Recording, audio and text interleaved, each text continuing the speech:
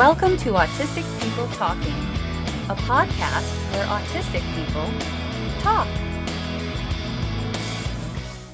Hi everyone, my name is Claire and this is my channel, Woodshed Theory. Here, I make content about what it is like to live as an adult on the autism spectrum and whatever else feels good to me. So if that sounds good to you, or if you're feeling particularly gracious today, and I hope that you are, please go ahead and click the subscribe button. Ring the bell. I almost forgot to mention that I put out videos a few times a week. So click the like and the share. Help out your good friend Claire. Welcome, welcome, welcome, everyone, to one of my favorite things in the world, my podcast, Autistic People Talking, a podcast where autistic people talk. Today, I have a very special guest with me. She is a YouTuber and a talented musician. Ladies and gentlemen, welcome Sienna Price. Hello. Hi. I'd love to Hi. hear from you a little bit about how you're connected to the autism community, and we can get started.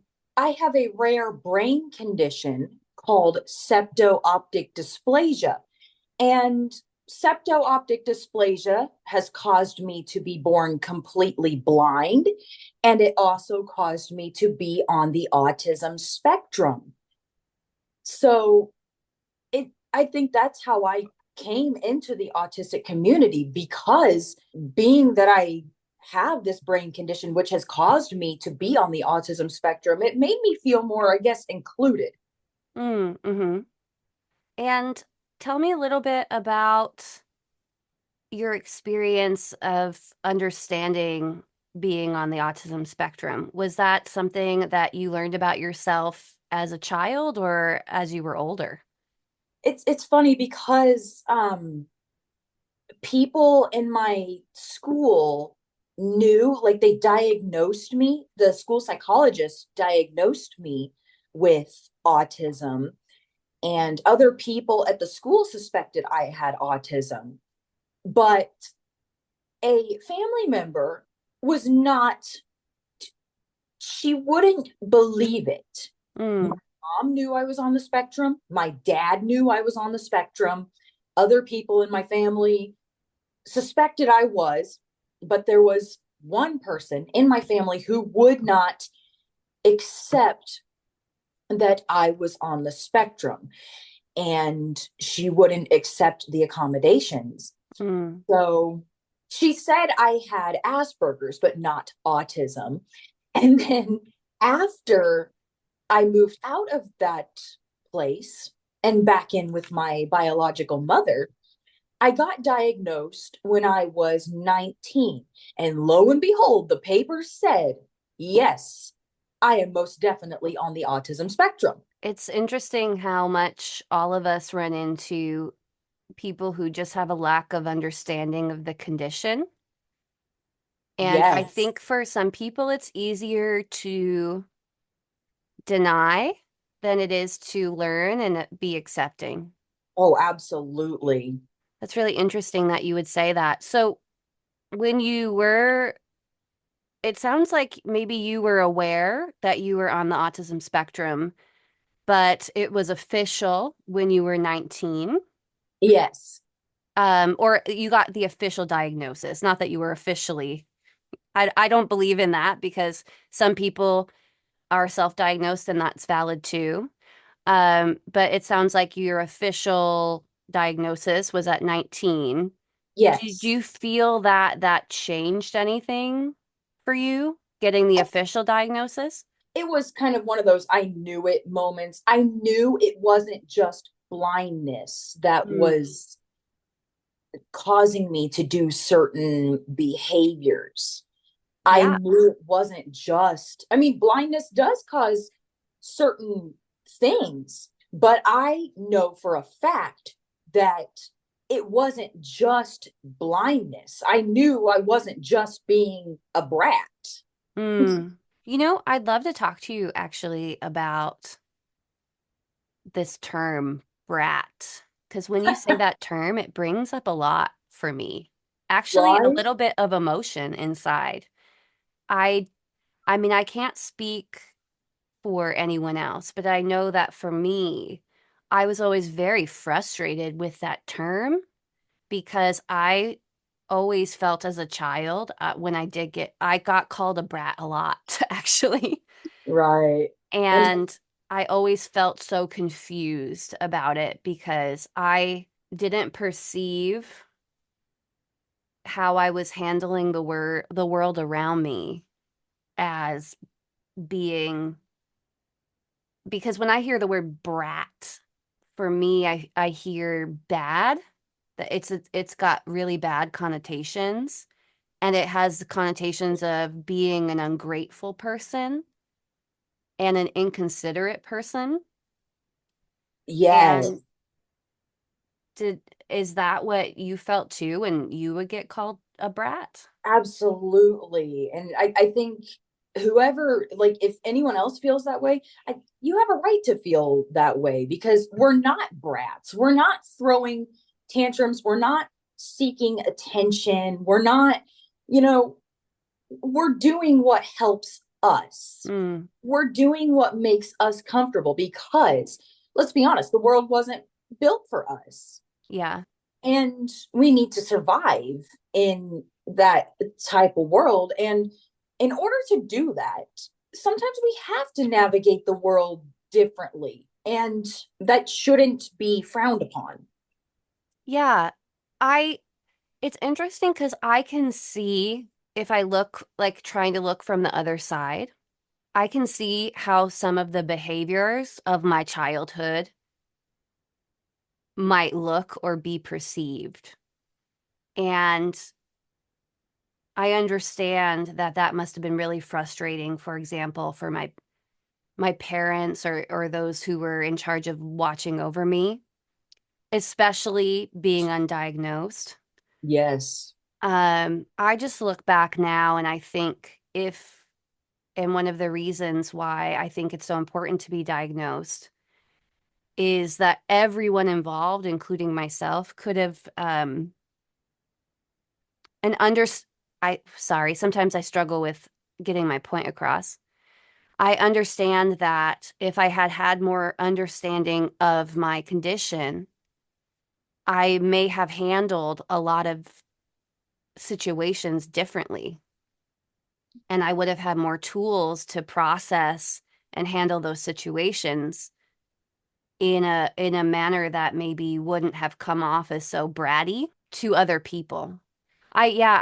Interesting that you, again, interesting that you brought up that word because it's a word to me that when I think about my childhood and being called that a lot, it's just something I haven't thought about. And I know that a lot of those behaviors were behaviors that were tied to undiagnosed autism. So absolutely. thanks for bringing it up. I hadn't You're thought about it welcome. in a long time. You're welcome. I'd love to know a little bit about how you feel autism affects your life. I would say it affects it in good ways, but there are some times that it affects me. Um, I'd say there are some challenges like the intolerance to certain unexpected changes and sensory overload, mainly to loud noises and certain textures. Because as a blind person, lights don't affect me Mm-hmm. because I can't see light. So with visual, there really is no overstimulation. It's more with sound and mainly touch and sound, or sometimes those are the ones that really get to me more than anything. Right. Touch and sound can be Yes, pretty difficult, especially when you're overstimulated. absolutely. And um, I th- I think it's something that a lot of especially I think especially sound. I mean maybe sound and touch, but the I think those are for a lot of people maybe even bigger than light and vision. Um, for me, I know that sound is a big one, and also different textures can really affect me. So I absolutely hear you there. Do you feel like you found ways to help you with those kind of sensory overwhelm things? I think that's the part that I'm learning Mhm. because growing up, I was taught to just suck it up and deal with it and tolerate it. Whereas of now, I feel like I'm working up the courage to be like, there are some things where I can't ever tolerate it, and that's okay. Yeah. I struggle with that too. I think I agree with you that I'm always thinking, how can I accommodate others before myself? And I sometimes I think it's and I'm just sharing my truth. Like I sometimes I don't want to rock the boat or say like I need this or this would be helpful for me. And maybe that comes from my upbringing or internalized ableism, where I feel like, you know, don't bother anybody. But I also know that I'm struggling now to say, hey, this is what I need to feel more comfortable. And that's okay. Like I don't have to always I don't always have to do things just because that's the way that other people do them and that's what other people are comfortable with. I can ask for accommodations, reasonable accommodations too. I'm learning that too. And I think we can all learn it together. Yeah, it's one of those things that I think a lot of people in the autism community are struggling with. Like what is okay to ask for when you've always been taught to just suck it up and do what makes other people feel comfortable. Absolutely. That's something I still struggle with, and even sometimes not just with the autism but also with the blindness as well, because as a blind person and as an autistic person, I need to touch and explore everything in Hmm. order to know where I am. Yeah.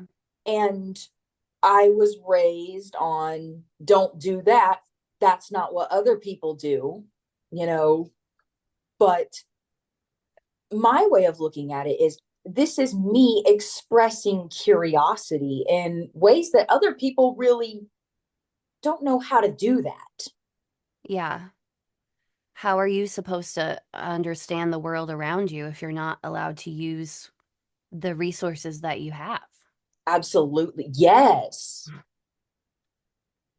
And Hmm. in order to understand the world, we need to use those resources. Even if society puts all this pressure and restriction and boundary of no, don't do this, stop doing that, you can't do this, you shouldn't do that. This is what helps us. Yeah. This is what helps us to navigate the world. And it doesn't mean that it shouldn't mean that we're a burden. It shouldn't mean that our worth is lower just because we do things a little bit different than everyone else. We are who we are, and we express our emotions differently than other people. And what if there's nothing wrong with that? I I'm I'm processing what you're saying because I think you're spot on. And I just hope that as we continue to advocate for our community and our own needs, that people start to see that differently. They start to see accommodations not as something that separates people, but it allows other people to be at the table and to share their thoughts and feelings. It allows um, reasonable accommodations allow more connection, not less connection. And I just hope that as we continue what we're doing, sharing our experiences, that people outside of our community can see that and accept that. That would be my greatest hope, I think. I think it's a lot of our greatest hope, and I think it's a good one. I just want, I think the autism community does want to be able to communicate outside of the autism community and be accepted for who they are. I think too that's probably why we're so accepting. Again, I always have to say I'm not speaking for other people. But and every autistic person is different. But I do find that there's a sense of acceptance within our community to other people who are different. And one of the reasons for that is because we know what it's like to be different and have other needs. So it's easier for us to see that in other groups of people and also want to be open to accepting other groups of people and to be respectful of their needs because we don't see it as we're being and we don't see it as being separate and that being a bad thing, but accepting others' differences and being respectful and accommodating to them to make them feel more comfortable, I think is usually a good thing. So there's my 2 cents on that. It makes a lot of sense, because it makes sense if we step into the other person's world instead of trying to get them up to society's level. It's good to come down to their level and step into their world of what they need or what they like and what they don't like, especially when it comes to the autism community. It's good to step into their world and be curious instead of judgmental Mm-hmm. about why we do certain things or why we act a certain way or why we use the accommodations that we need, because to be judgmental is it's not the right way to go. But to be curious without the judgment, it helps us to feel safe. And especially when we are in our safe place and we have the accommodations that we need in order to feel like we're good enough, it it makes a difference. I'm just writing down the phrase that you said because I think it's so powerful. Curious without judgment. I Yes. think that's a great rally call because I think it perfectly sums up what we might be asking from others when they interact with us. So much of what we go through and what we ask of people can be summed up in curious without judgment. Um, because so many people, I mean, including myself, to say that I had thoughts about what it meant to be autistic before I was diagnosed, and they were wrong. And I think it's important for me to be open about that so that other people know that you can be wrong about something and have a wrong understanding of what it means, and you can change. And I'm glad that I was in a point in my life to be open to hearing about new things and learning new things because I think that there were times in my life I wouldn't have been open to hearing about it. I'd love to know a little bit about the uh, stim fidget toy that you're using because it looks pretty cool. Oh, yes. So I am a sensory seeker. So we all know the sensory avoiders and we all know the sensory seekers. Mm-hmm. I am a big time sensory seeker. So I love anything that has like a soft brush type of texture. Cool. And I collect so many different sensory brushes, and even a koosh ball is one of my favorites for when it comes to sensory seeking. And I also have a squeaky ball that I love so much, and that's a sensory seeking item too. And I even like using the word squeak a lot. Interesting. Even when you said the word squeak, I could see that you got happier. So that's cool. Yes. Um, I think I mentioned before we started filming that I used to not think that fidget toys and things like that would be helpful to me. But what I found is that, like, I never sought out to get one for myself. And the one that I have right now, I actually was sent to me. It's a squishy and it's in the shape of a ball of yarn. Oh, It says yarn keeps me sane because I think it's supposed to be a stress ball. It was a gift from Taylor from Mom on the Spectrum, I and love her. she's wonderful. So she sent this to me, and I thought, like, I don't know if I'll use it. I've never used anything like that, and now I use it anytime I'm on a conversation for autistic people talking. I'm using it, and I find that it actually really, really helps me to focus and to process what I'm hearing without getting distracted. So it's been interesting. My fidget tool, maybe I rather call it a tool, right? Like it really does help me. So just mentioning that to say that it's maybe the point is that sometimes there are things where you're like, I don't know if that would work for me, and maybe you should give it a shot because it really does help. Do you find that it sensory seeking, as a person who's sensory seeking, what do you feel or find helpful from using a fidget toy? Well, first off, I find that it keeps my hands busy. Yeah. Second off, I find that it just keeps me calm and it keeps me grounded. It keeps me entertained, Hmm. even as well, because I don't just play with them when I'm stressed. Sometimes I play with them when I'm bored or when I'm watching TV or when I'm just happy. Recently, a friend of mine gave me a fidget that has the poppers on it, and I always thought that I would not like them, but I love it. So it's interesting to me because I really never thought in my life, oh, that's something that I would like. And now here I am.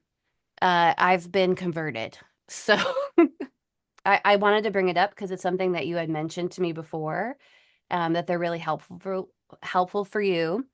So it sounds like it's not just the feel of the fidget that helps you sensory seeking, but with the one that squeaks for you, it's also the sound. So The would you say that sound is something that is part of your sensory seeking as well? Yes. Yes. So the sound, the feel of the air on my skin when it's squeaked. And I even consider musical instruments as sensory seeking items too. Actually, I'm really excited that you brought that up because you are a very talented musician, and I was hoping that we would talk about your experience with music. Um, I know recently on your YouTube channel you've reviewed some, is it called a tongue drum? Yes. And you've played other instruments. First of all, how many musical instruments do you play? I play a wide variety of musical instruments.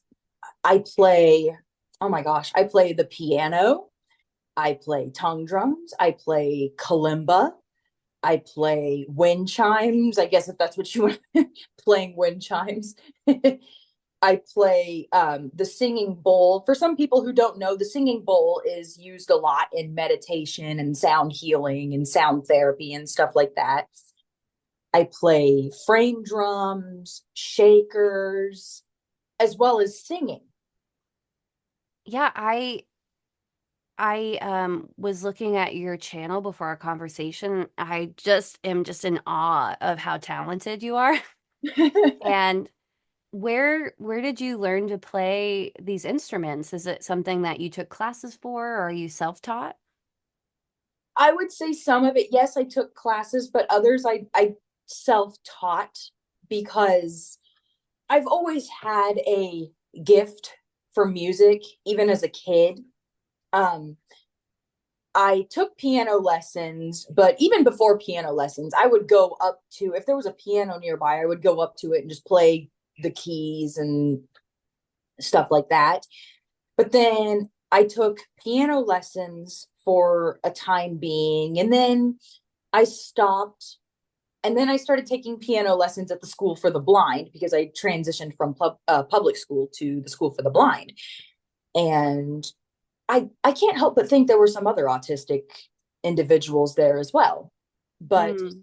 I took piano classes there. And I remember the piano teacher, she would give me songs to play and I would play them. But then after a short while, I wanted to do my own little thing. So I started playing little improvisations on the piano. I didn't even know I was doing improvisations at the time. I didn't even know what improvisations were.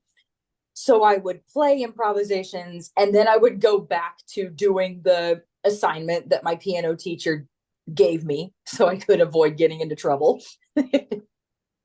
But I did the work, of course, but I've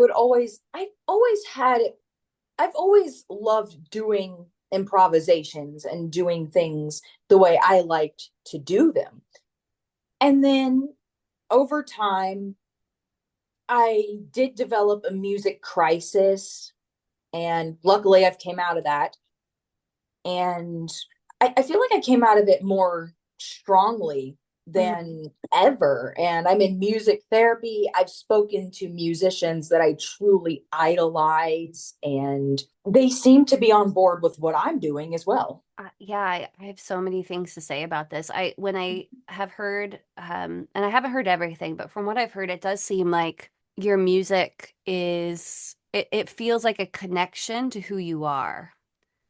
And it feels like you're saying something through your music. And I think that that is really powerful. So please keep it up. Thank you. I I think that sometimes I get jealous of people who can express themselves through music because I singing, yes, but playing an instrument, I've never gotten to the point where I felt like I could just express my feelings. And even over the years when I've taken lessons or tried to learn, like I've never gotten to a point where I felt like I could improvise or share what my feelings were through music on an instrument. So anytime somebody has that, I feel very impressed. And that's what I like when I was listening to your recent video and you were playing the tongue drum, I felt that from you that you were expressing yourself.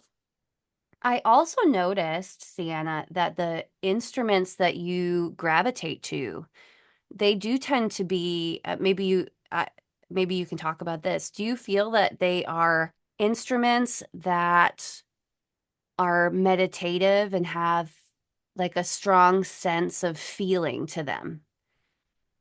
Yeah, I have went through so many genres of music. I tried on so many, I guess, what do you want to call it? I've tried on so many hats when it comes to music or whatever you want to, however people say it. I explored different genres. I tried to be a rapper and was like, no, this just isn't working. And then when I listened to Soundscapes during my music crisis, I am so glad because Soundscapes saved my life. Soundscapes Cool. saved my music career. And it's funny because for the longest time, I was the whole, I don't listen to instrumentals. those are boring. Who listens to Yeah. instrumentals? And then I started listening to instrumentals, and I started to challenge myself with it. And I'm like, wait a minute, I'm listening to instrumentals right now. And then Mhm. it kind of went, I kind of went down this rabbit hole of more instrumentals. And then when I started listening to Soundscapes, that is a music choice channel on the cable package. When I started listening to that, I started to realize, because I was listening to all these people playing their instruments and I was starting to listen to all these people singing, and I'm like, I miss doing this. Mm-hmm. And so one day in 2020, I decided, okay, enough is enough. I'm going to really work my way out of this music crisis, and I'm going to get back into making music again. And I think I found my sound. I really feel as if I found my sound, and I feel like new age music, meditation music is my way to go, because new age music, it makes it such a safe place for you to just be yourself, be with your thoughts, be with your emotions. That's so interesting. So it's sounds like it's very therapeutic to you, and I think that that's reflected when you play. I can feel that. So again, it's working. Yes. Now, when you are um exploring new instruments, I'm trying to calculate what I want to say. Sometimes it's hard for me because there's so many thoughts going on when I'm talking to people. So, Right. um like when you pick up a different kind of instrument or a different kind of drum, do you feel like it takes you a while, or do you to feel comfortable playing that instrument, or is it something that you feel comes more naturally to you? I think, well, I think it depends. I think for the most part, I think it comes naturally, and a lot of people would agree with me. You only have to tell me maybe once or twice, or maybe three times how to do it. And then I just seem to latch on very quickly. Yeah, I would say it's definitely, I mean, in my opinion, it's a gift for sure. Yes. I'd love to talk to you a little bit more about what your life looks like as an autistic person and how you feel like it plays out in your life. Can you talk a little bit about that? Like how you feel that being on the autism spectrum plays out in your everyday life? Sure. I think for the most part, when it comes to being at home, I think I have a good support system. My mom, she really does her best to understand my autism, and she really does her best to understand why I might be feeling a certain way. And she's really good at reminding me to use the accommodations that I need or that I have. And my husband, who is also completely blind and autistic, um, he's very good at helping me too. He does the best that he could. I think it's when I step out into the real world, when I step outside my home, and there are so many people that stare, that could be thinking certain things. I think that's where the challenge comes in. Or if I do have a moment of dysregulation, people might seem uncomfortable with it. But with us autistics, we do express ourselves intensely, whether the emotion is good or whether the emotion is bad. Mm-hmm. But it doesn't mean that we want pity. It doesn't mean that we're broken. It doesn't mean that we can't do anything because we can do anything we put our minds to. There are the challenges, but it doesn't make us broken. Yeah, I think um, I've been shaking my head yes a lot over this direction because um, I hear you, and I hear this from a lot of other people who are on the spectrum.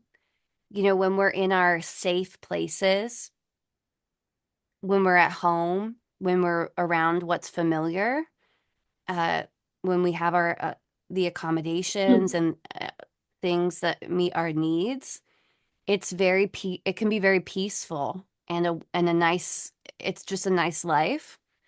And the issues come out when inevitably we have to go into public and meet the world.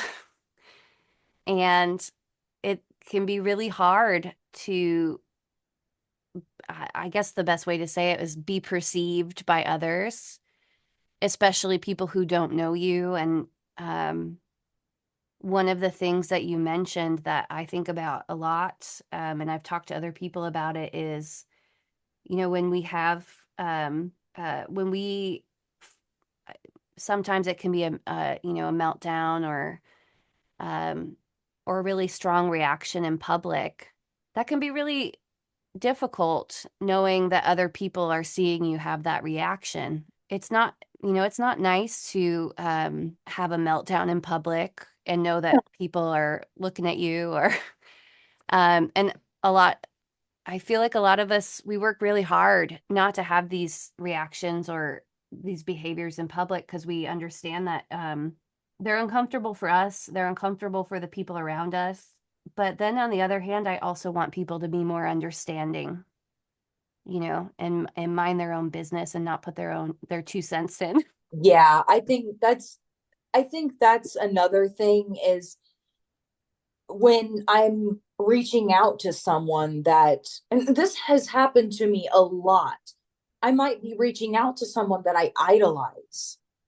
And there's a part of me that thinks, what will they think of me? Because I have talked with some musicians over video call in music therapy before.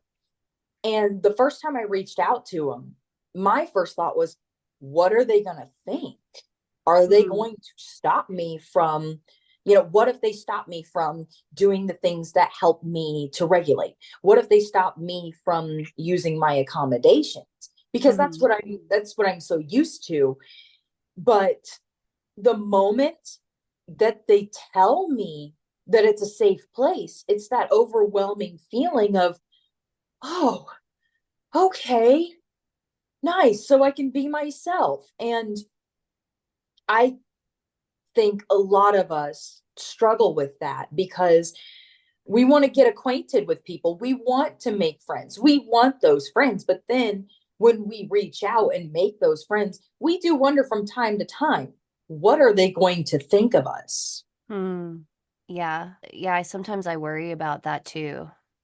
Especially, yeah, I think exactly what you're saying, like the people who you think are cool or idolize. Even as a person, I feel this from you too, who like I feel that I have a stronger sense of self than I used to. Like I know me and I know myself and what I feel comfortable with, but I get so much anxiety about what what other people think. And I know that I'm not supposed to care, but I do. Like I do want to be accepted and for other people to like me for who I am. So it makes me really nervous to extend my friendship to other people. Yeah. Yeah, Um, it makes a lot of sense. I'm glad that though that there's been you've had the experience, hopefully more often than not, that when you do reach out to people you admire, that you've had a good response from them. It's like one of those things, especially where you can't always expect a good response, right? Mathematically, probably, but hopefully more often than not, most people are really accommodating and kind. Yeah, that does happen because I do wonder if they're going to say no And I'm expecting that. And then when they say yes, it's very, I don't know, it's just overwhelming. It's the good kind of overwhelm. And I don't know, it just makes me feel better about myself. Hmm.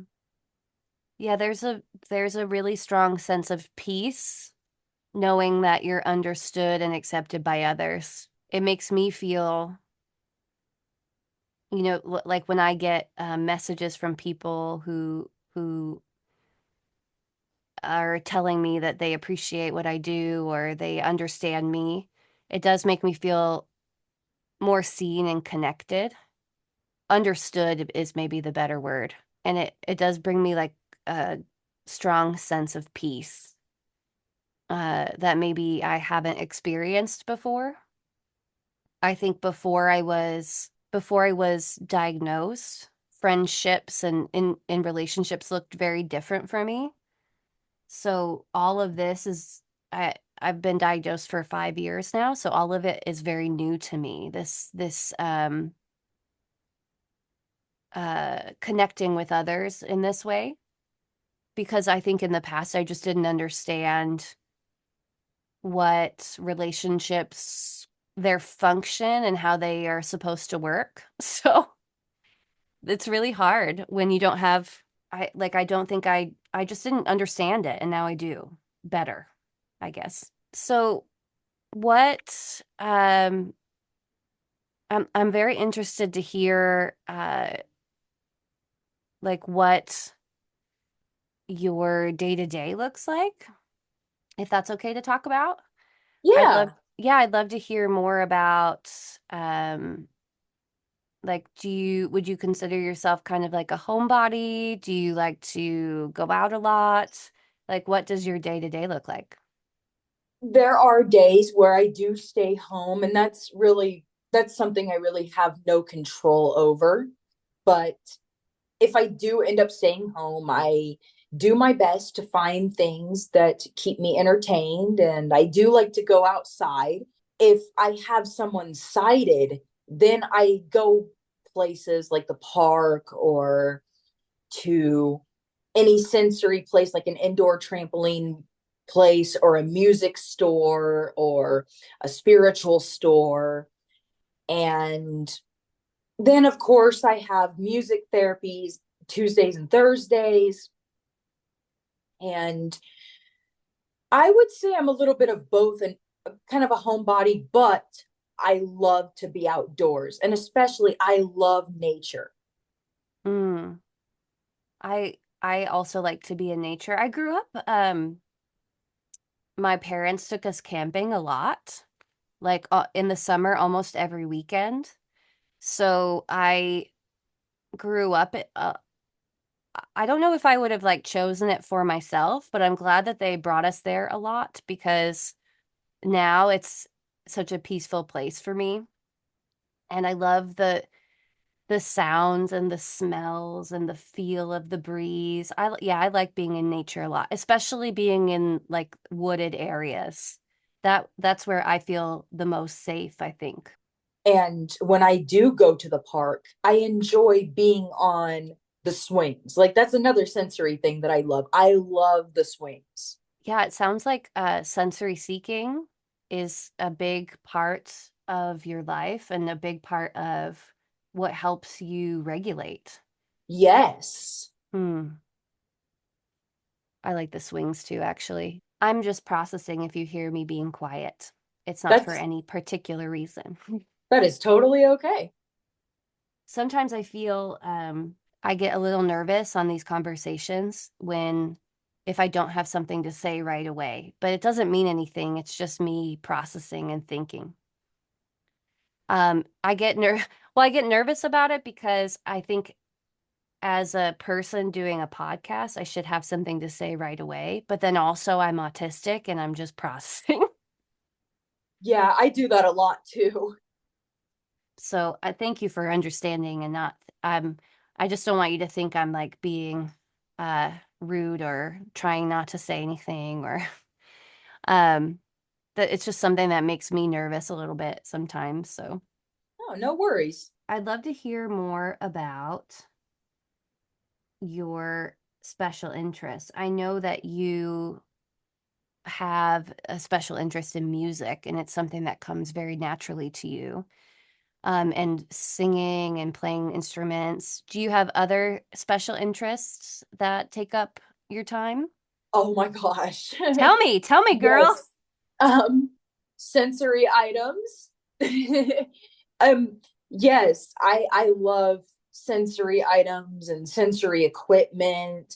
Another thing I really have been finding a lot of special interest in is spirituality and things involving spirituality, like sound healing and crystals and psychology, even like why we do certain things, and really learning to embrace them. Because for a long time my thing was, well, how do I fix it?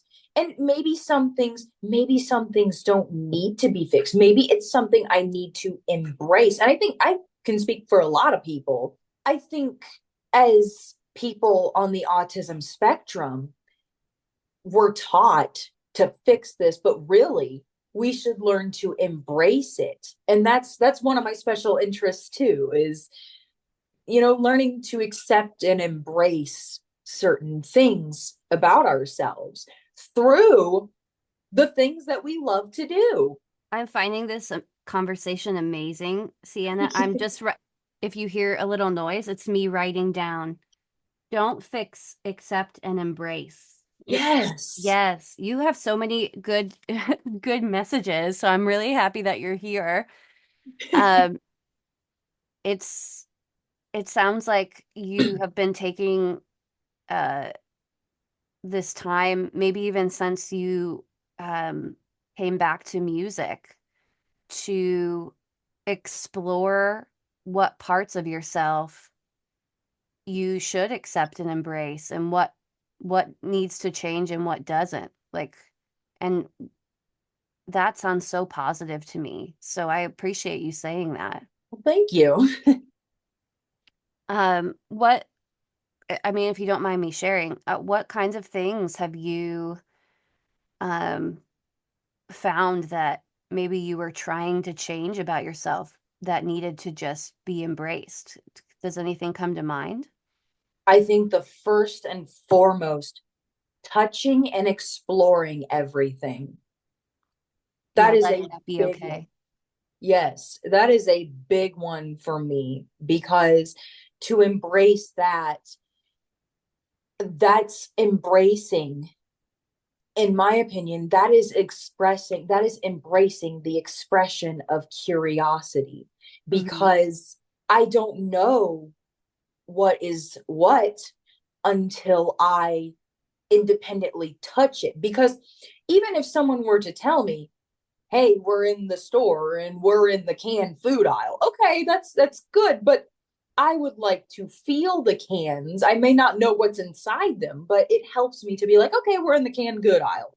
Yeah. And it helps, because if we're, you know, it's like if you were to tell a child that, we're in the toy section, but just know you have to look with your eyes. You can't touch the toy unless you're gonna buy it.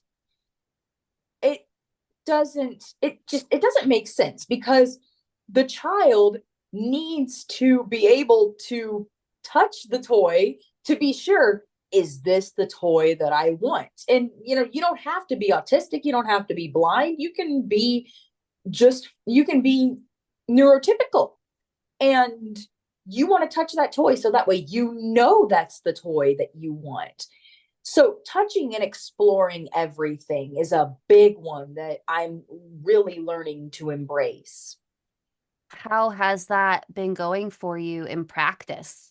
I think I definitely feel like there needs to be more work done, because I still listen to the judgment of, no, you need to keep your hands to yourself. But I feel over time that it will get to a point where I feel, no, this is what I need to do. this is what I need to do in order to help myself, in order to be more independent, if you think about it, because I don't always feel it's necessary to go by society's rules. And if someone says, well, I do think there is a time and a place for everything. I mean, you Hmm. can't go around touching food at a buffet because, that's contamination, of course.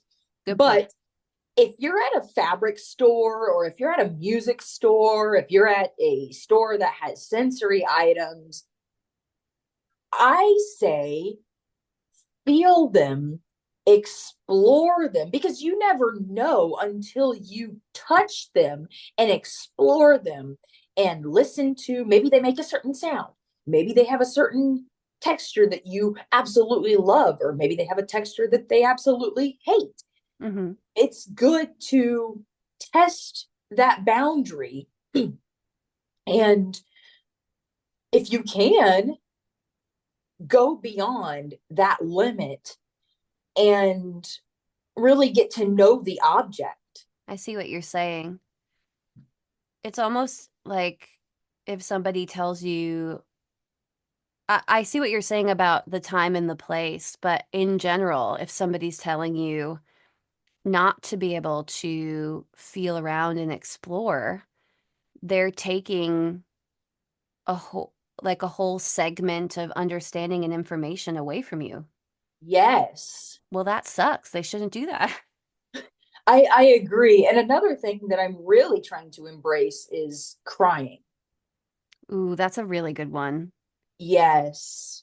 You know, So many of us have been told to not express our emotions in a way that helps us. yes. One of the things that I think about is I think that's something that has to do with masking, right? And Absolutely. um, I feel that it's easy for me to say I'm not willing to mask anymore, but it's not that simple. Some of that has to do with like the internalizing the things that I was taught. Um, and then being concerned about how I will be perceived by others. I guess what I'm trying to say is it's a difficult journey It to is. to um to say no, this is what I need to be able to understand the world better and to be regulated as a person. Um, I think especially when the things like constantly being told that you're too emotional, you're too this, you're too that. It's scary to explore that side of yourself, like crying, for example, when you've been told constantly to stop. Yes. Hmm. I know there's not, maybe there's not I know there's not a right and wrong way to do a podcast, but if there's a right way, I don't know about it because I'm learning as I go. That's me too. The fact that you said there's a right and a wrong way, or, well, not the fact that you said there's a right and a wrong way, you just didn't know if there's a right and a wrong way. I think, and I'm still learning this, there is no right or wrong way to do something. If this is the way it works for you, then this is the way it works for you. And that's okay. That's a good If, point. yes. Oh, I really like the fidget you're holding right now. It's Thank you. it's a brush, but also corn. Yep. That's so neat. Thank you. Oh, I do know what I wanted to talk to you about. Uh, I'd love to talk to you a little bit about how you interact and connect to the world through the internet because I know that you subscribe to my channel and that's how I met you. So nice to Mhm. see you. I'm glad that we're connecting in this way.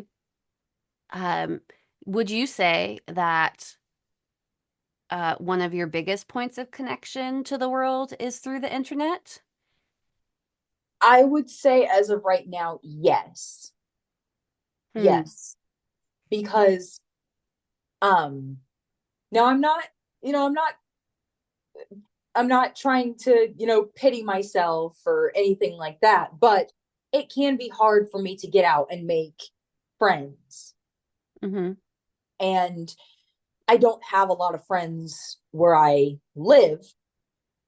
And it's not easy for me to just get up and get out and make friends. So I feel like social media has given me friends in a way. I completely understand what you mean. I remember there being a time in my life where I was like, I don't have friends. When I started my YouTube channel, I don't think I anticipated that I would meet people on the internet where I was like, oh, my friends.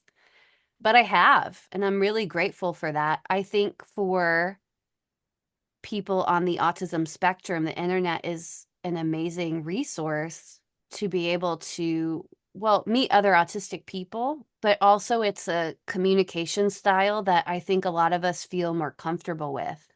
Um, Yeah. Whether that be making videos or writing out what you want to say. I think I'm trying to think of the best word for it, but it's kind of like a stopgap.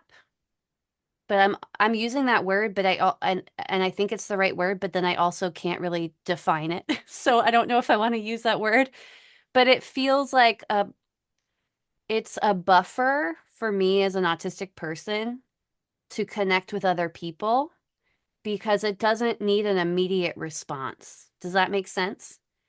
Yeah, I think so. So somebody can say something and then I can either or write me something and then I can take some time to consider it. When it's in person, I feel like it needs a response right away. Yes. And then I feel like I can't, sometimes I just need some time to think about it, I guess is what I'm trying to say. Right. And that's understandable. Well, I think maybe it's understandable for us. I don't know if it's understandable for everybody. I hope True. so. Sometimes it's interesting because I find myself in the same situation that when I'm with people, I have to slow myself down because I expect them to get back to me right away. But then I need to reflect on my own behavior because I need a lot of time to process. Even recently in my videos, I've really been working on slowing myself down when I'm speaking because I realized when I was editing that I was using a lot of filler words because I was trying to get my thoughts out more quickly than my brain was able to do that. And I've been working really hard to, um, and maybe people have, my mother noticed, but you know, moms, they notice everything. But um, I don't know if people have noticed, but I've been working really hard not to change myself because I feel like I need to change myself for others. One of my big things being a autistic person, I really want to work on communicating my thoughts and feelings better so that I can have better connections with other people. Just a minute. Can I move my phone over to the couch real quick? Yeah, My phone's take about to do die. whatever you need to do. Okay. I'm not the like I'm not the best communicator either, and I try so hard to communicate, and then when I don't get the words out that I should, I don't realize it until later. Yeah, it's interesting. I used to think that I was a really good communicator and uh my process since being diagnosed has really my process of understanding has really helped me to see that maybe I'm not as good of a communicator as I thought. And I've really been working on slowing down and making sure that what I'm saying is what I want people to. understand because I think sometimes I was thinking that I was getting my point across, but maybe I wasn't. And I can admit that now. Yeah, I struggle with the same thing, actually. I really do. I think that there's like a whole like inside of me, I think I'm very eloquent and I think that I'm very easy to understand. But Right. that doesn't mean that that's how other people perceive me. And I have been working on that because I I don't think it's forcing myself to be somebody that I'm not. I think I am changing the way that I'm communicating so that people can see me for who I really am. Right. Does that make sense, I guess? I don't know. Yeah, I really feel like it does make sense. I think as I don't know if you feel this way, but as a people who are on the autism spectrum, we really and again, I'm always saying I can't speak for everybody, but I found that many of us feel like we're not being heard or understood. And Yes. figuring out how to connect with not just the neurotypical people, but also neurodiverse people, figuring out how to connect and feel heard and understood. That's very difficult for us because we are communicating differently than other people. And I feel good about my growth as a person.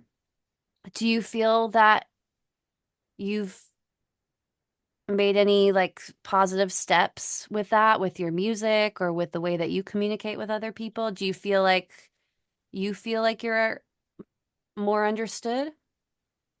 I feel in ways that, yes, I am more understood, but I feel in ways that there could be a little bit more work to be done. But I do feel more understood in some areas, and in some areas, I really don't feel understood yet. I get you. I'm there with you. And I think what is encouraging to me is that I can see development and change in myself as I've gotten older. And that means that it's possible for me. Maybe when I was younger, because I hadn't seen any, just because of my age and my experience, I hadn't seen those changes. But because I've been able to look back and see the improvements in myself, that's really been encouraging to me. And I guess that's really why I'm happy to continue aging because I feel like the longer you're alive, the more you learn about yourself and what makes you feel at peace and what makes you feel understood. Those are important lessons I think that maybe you can only get as you from experience. Absolutely. I do see a lot of validity to that because when you do grow older, you you do grow wiser and you do understand things about yourself that maybe you didn't understand before. Yeah, there are so many things like that. I feel like for me, the more that I understand my autism diagnosis, the more at peace with myself that I am, and the more that I feel good about the life that I'm leading. When I was younger, I think everything felt very chaotic, even when things were going well. My mother would tell me, she said that I always found a way, this could be tied into my anxiety and my OCD as well. But I always found a way or something to be worried about and something to be concerned about. And I still feel like I do that. but I'm really working on understanding my conditions better because I found that that has brought me so much peace inside, to know that we're not broken, like this is just who we are and how we exist. Yes, I don't need to just like you said, I again, you've said some amazing things. Don't fix, accept and embrace those parts of myself that maybe I was trying so hard to be a certain way, and I don't need to do that. exactly. It's good to embrace the things that you feel help to regulate you. And it's good to accept that. Other people might not accept it, but is it about other people in this situation? No, it's about what you like. It's about what helps you.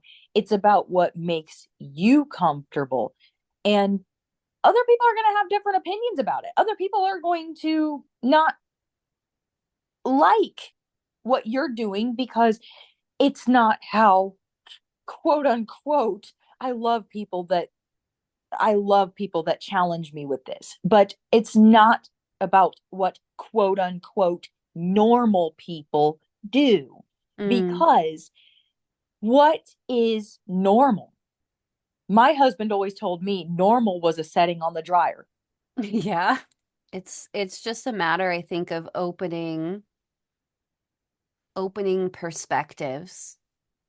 And another thing it makes me think about is that sometimes I get too caught up in thinking about what other people will think and what their response will be when it doesn't actually matter. And and changing my whole thought process about like what does it matter what a stranger thinks about me? Does it matter what people who don't know me think about me? Does that affect my life? And not allowing it to affect my life, that's been a big change for me. When you say like normal is a setting on the dryer, yeah, I spent so much of my life trying to fit into what I thought was the thing that other people accepted and that would make me happy and feel accepted and successful and et cetera, et cetera. And those that actually wasn't working and I couldn't figure out why. Surprise, it's autism. It's so empowering to know who you are and to like stand in that and feel good about that and work within who you are. I know we've already said it on this podcast, but I hope that our advocacy, our saying something, our speaking up will help others to feel the same way and give give the people in your life and in the world around you grace to grow into the person that they are and accept them for who they are. I feel really strongly about that. I I hope that when people come onto the podcast, I'm constantly trying to give people have a comfortable place where people can feel like they can speak about their life experiences and feel safe there. So I'm just going to keep trying to do that. And I know it's helping people because people in the comments say that it's helping people. So, And it definitely helps me. well, I appreciate that. I sometimes it feels the thing about doing stuff on the internet, even though it feels safer for me, it's also like sometimes it feels like shouting out into the dark. So when I get feedback from other people in our community that it's helping. It feels a little bit surreal, but it also feels good. I feel like, for myself and the other people who are raising autistic voices, it feels like the right thing to do. And it helps me practice being a better communicator, which I feel like I struggle with sometimes. Right. I in the past I one of the things I struggled with friendship and relationships was like I just didn't reach out to people and put myself in the out there for people to talk to. And I also feel like I didn't give other people space to be able to share with me.